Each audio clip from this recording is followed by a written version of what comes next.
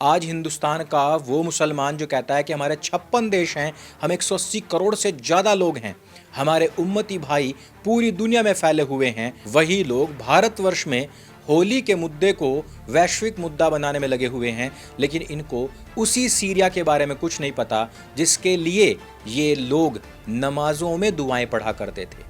Israel हमले का विरोध करने वाले सीरिया में सुन्नियों के नरसंहार और महिलाओं के हिजाब उतारकर उनको निर्वस्त्र कर परेड करवाने पर चुप क्यों हैं? 2014 से अमेरिका ने अपने गठबंधन के साथ मिलकर आईएसआईएस पर हवाई हमले शुरू कर दिए। मकसद था इस जहरीले सांप को कुचल देना। लेकिन दूसरी तरफ रूस ने असद का साथ दिया, अपनी पुरानी कोल्ड वॉर वाली दोस्ती को फ्लैक्स करते हुए। सीरिया में जो क्राइसिस चल रहा है वो एक जीता जागता उदाहरण बनता है जो बताता है कि अगर एक देश में लोग आपस में इस प्रकार से एक दूसरे से नफरत भावना रखेंगे तो देश बिल्कुल बर्बाद हो सकता है। ऐसा ही हाल सीरिया का हो चुका है। सीरिया की लगभग 90% आबादी गरीबी रेखा से नीचे आ चुकी है। वहां के घर हॉन्टेड हाउस बन चुके हैं।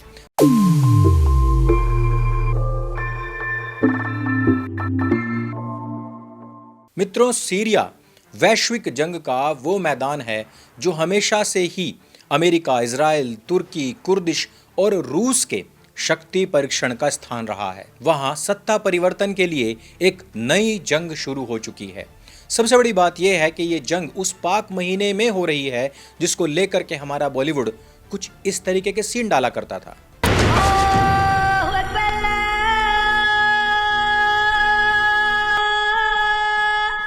आज तू बच गया क्योंकि मेरी इबादत का वक्त हो गया है। रमजान, इबादत, शांति, भाईचारे का महीना, ऐसा हमें बताया जाता रहा है। हालांकि 2 दिन पहले बने हुए इस वीडियो में मैंने आपको बताया था कि रमज़ान का असल इतिहास क्या है। जिन्होंने ये वीडियो नहीं देखा वो जाकर के देख सकते हैं। उसी महीने में आज विश्व के विभिन्न कोनों से आतंक, कत्ले-आम और हिंसा के खौफनाक मंजर दिखाई दे रहे हैं।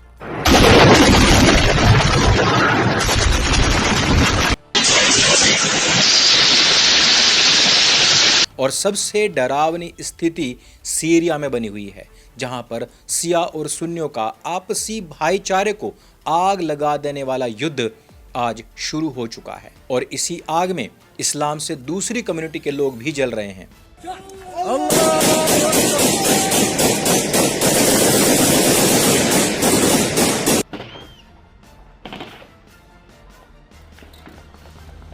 पिछले कुछ दिनों से चल रहे इस गृह युद्ध में तकरीबन 1000 से ज्यादा इस्लामिक लोगों की मौतें हो चुकी हैं। ये आंकड़ा तो वो है जो स्वतंत्र लोगों ने दिया है, जबकि इसका एक्चुअल आंकड़ा और भी ज़्यादा बड़ा हो सकता है। वहाँ से आने वाली तस्वीरें इतनी ज़्यादा हृदय विदारक और विचलित करने वाली हैं कि हम आपको यहाँ पर दिखा भी नहीं सकते।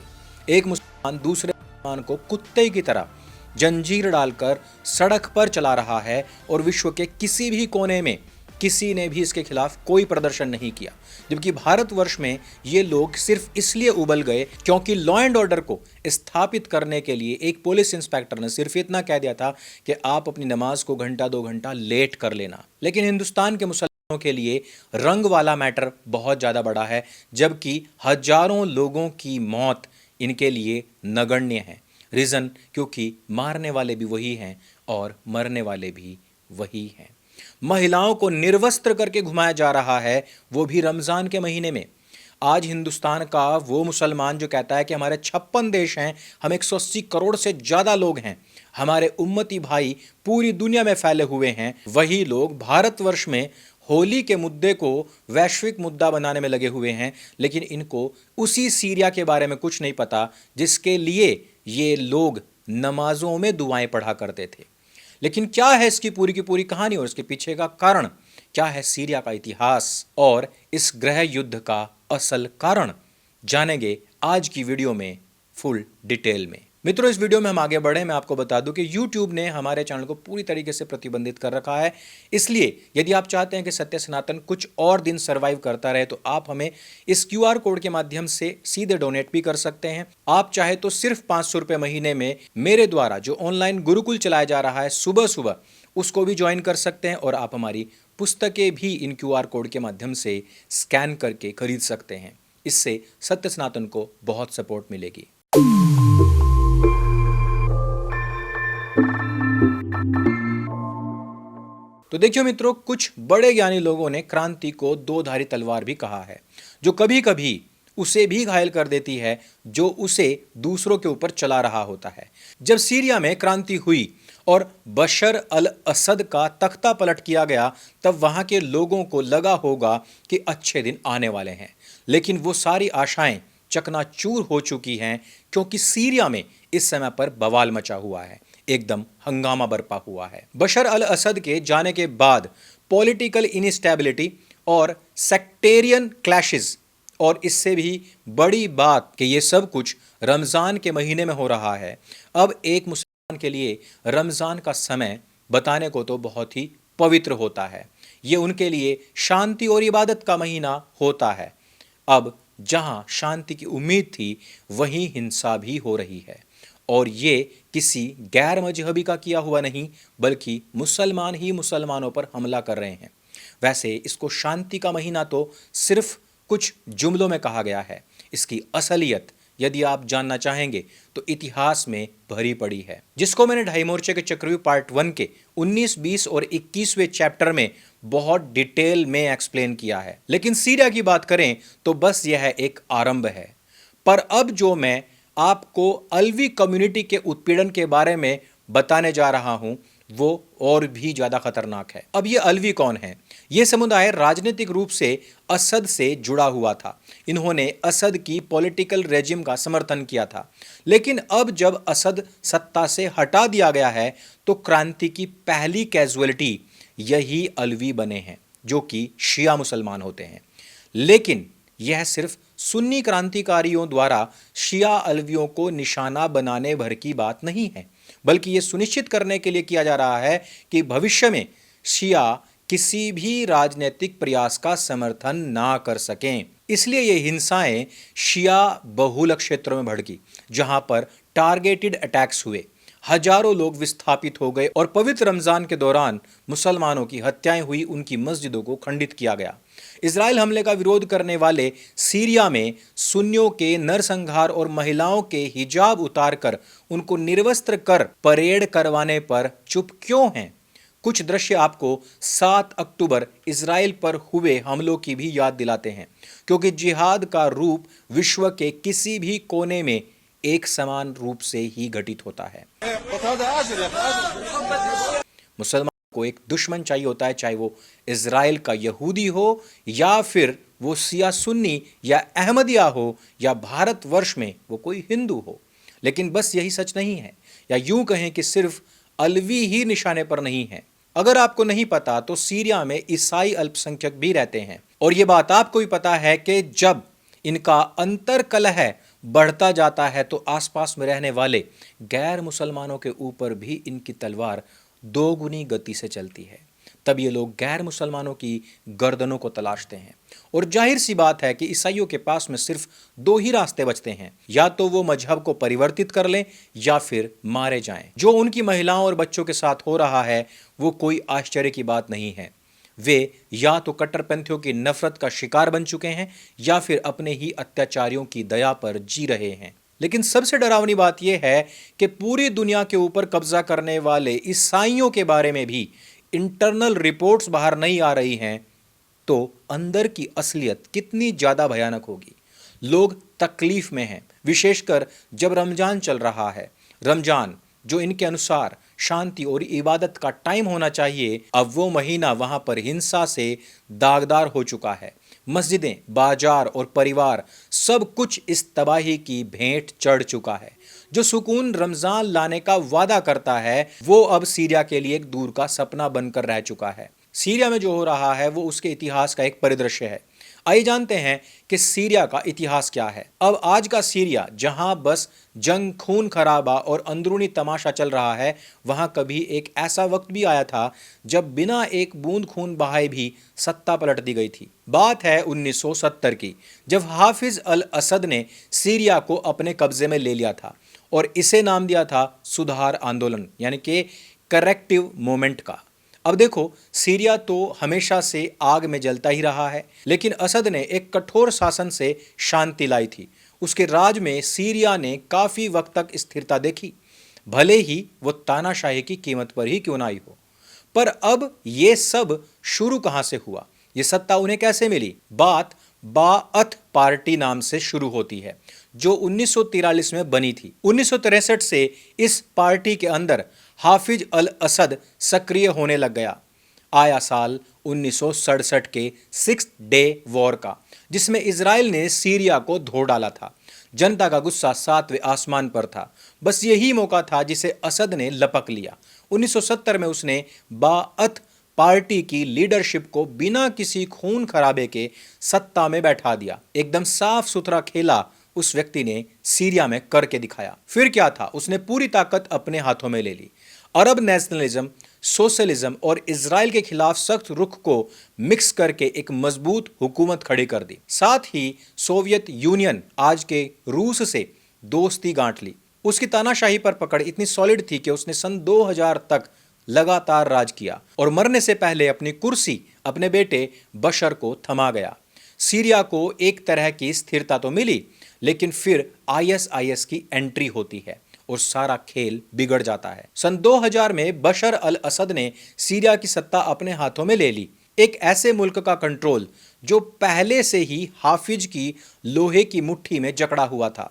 सब कुछ ठीक ठाक चल रहा था, लेकिन 2011 आते आते अरब स्प्रिंग ने ऐसी आग लगाई कि सिविल वॉर भड़क उठी और इसी आग से निकला वो सांप जिसको हम कहते हैं आईएसआईएस, यानी कि बगदादी।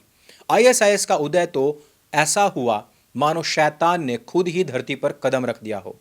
सर कलम करना, बम धमाके करना, वो भी रमजान के वक्त जब अमन चैन की बात होनी चाहिए। लेकिन आईएसआईएस का मकसद सिर्फ असद से लड़ना नहीं था, उसने तो पूरे सीरिया को एक ग्लोबल जंग का मैदान ही बना दिया था।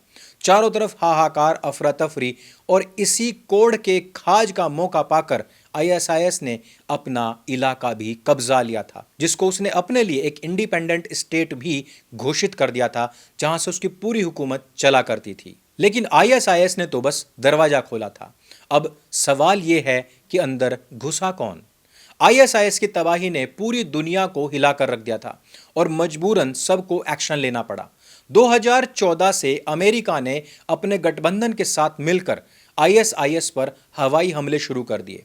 मकसद था इस जहरीले सांप को कुचल देना। लेकिन दूसरी तरफ रूस ने असद का साथ दिया, अपनी पुरानी कोल्ड वॉर वाली दोस्ती को फ्लैक्स करते हुए। अब ये जो सीन बना वो सीरिया का वॉर तो कम, एक प्रॉक्सी बैटल ज्यादा बन चुका था, अमेरिका बनाम रूस का डायरेक्ट। इससे अलेप्पो जैसे शहर खून की नदियों में डूब गए। गोलियों की आवाजों ने रमजान की दुआओं को दबा दिया। असद का रेजिम तो बस मॉस्को के सहारे टिका हुआ था। वहीं अमेरिका ने रिबेल्स को सपोर्ट किया। लेकिन सच्चाई ये है कि सीरिया बन गया सुपर पावर्स का एक चेस बोर्ड, जहां हर कोई अपनी अपनी चाल चल रहा था। रूस अपने इन्फ्लुएंस और बेस बचाने में लगा हुआ था, तो अमेरिका आईएसआईएस को खत्म करने के साथ साथ असद को कमजोर करने की फिराक में थी। इन सब के बीच में बेचारी सीरियन जनता, वो तो बस क्रॉस फायर में फंस कर रह चुकी थी। न रमजान की इबादत बची, ना ही घर की सलामती, और ना ही उनकी इज्जत और आबरू। 1970 में हाफिज अल असद के उस ब्लड लेस कूप से शुरू हुआ सिलसिला जो करेक्टिव मूवमेंट कहलाया था, वो आखिर में आईएसआईएस की तबाही और सुपर पावर्स की दखल अंदाजी तक पहुंच गया। और इस तरह लगातार सीरिया बर्बाद होता चला गया। सीरिया में जो क्राइसिस चल रहा है वो एक जीता जागता उदाहरण बनता है, जो बताता है कि अगर एक देश में लोग आपस में इस प्रकार से एक दूसरे से नफरत भावना रखेंगे तो देश बिल्कुल बर्बाद हो सकता है। ऐसा ही हाल सीरिया का हो चुका है। सीरिया की लगभग 90% आबादी गरीबी रेखा से नीचे आ चुकी है। वहां के घर हॉन्टेड हाउस बन चुके हैं। खंडरों का ये देश बन चुका है। हालात इतने बेकाबू हो चुके हैं कि लोग खाना, दवा और फ्यूल जैसी बेसिक चीज़ें भी अफोर्ड तक नहीं कर सकते हैं। इससे अंदाज़ा लगाया जा सकता है कि वहाँ के बच्चों को एजुकेशन मिल रही होगी या फिर नहीं। वहाँ की महिलाओं को वैश्यावृत्ति करके अपना घर चलाना पड़ता है, क्योंकि वहाँ कोई बिजनेस ही नहीं है और वहाँ की महिलाओं को इंस्टेंट बिजनेस के रूप में अपनी देह का व्यापार करना पड़ता है। यूनिसेफ की रिपोर्ट के अनुसार वहाँ हो रहे इस युद्ध के कारण 7,000 से अधिक स्कूल खत्म हो चुके हैं, जिनकी वजह से लगभग 20 लाख बच्चों को एजुकेशन नहीं मिल रही। बाकी जो बच्चे पढ़ भी रहे होंगे वो मौत के साए में रहकर पढ़ाई कर रहे हैं, जिसने उनकी मनोदशा कैसी होगी आज हम सोच सकते हैं। मजेदार बात यह है कि ये वो लोग हैं जो पूरी दुनिया को बताते हैं कि हमारे दीन जैसा कोई सुपीरियर दीन ही नहीं है। हम लोगों को भी ये लोग आए दिन ना केवल गालियां देते हैं बल्कि कन्वर्ट होने की बात भी करते हैं। ये वही लोग आपस में अपने ही लोगों को किस प्रकार से अपने देशों के अंदर मारते हैं, ये जीता जागता उदाहरण है।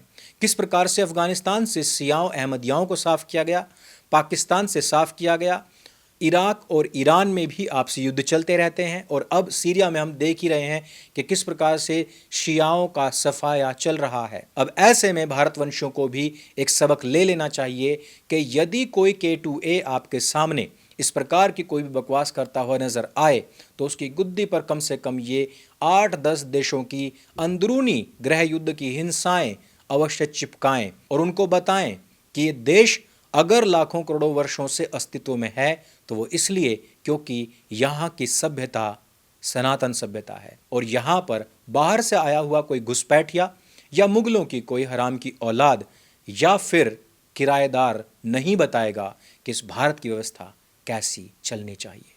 रमज़ान के महीने में सीरिया के अंदर ये जो सॉस और जैम लोगों के शरीर के अंदर से निकालकर सड़कों पर बिखेरा जा रहा है, इसके विषय में आप क्या कहना चाहते हैं हमें नीचे कमेंट करके अवश्य बताएं। और ये वीडियो अगर आपको अच्छा लगता है, जानकारी से भरपूर लगता है, तो उसको सबके साथ में शेयर भी अवश्य करें और हमें सपोर्ट करना ना भूलें। मेरे संग बोले सत्य सनातन वैदिक धर्म की जय। जय हिंद, वंदे मातरम।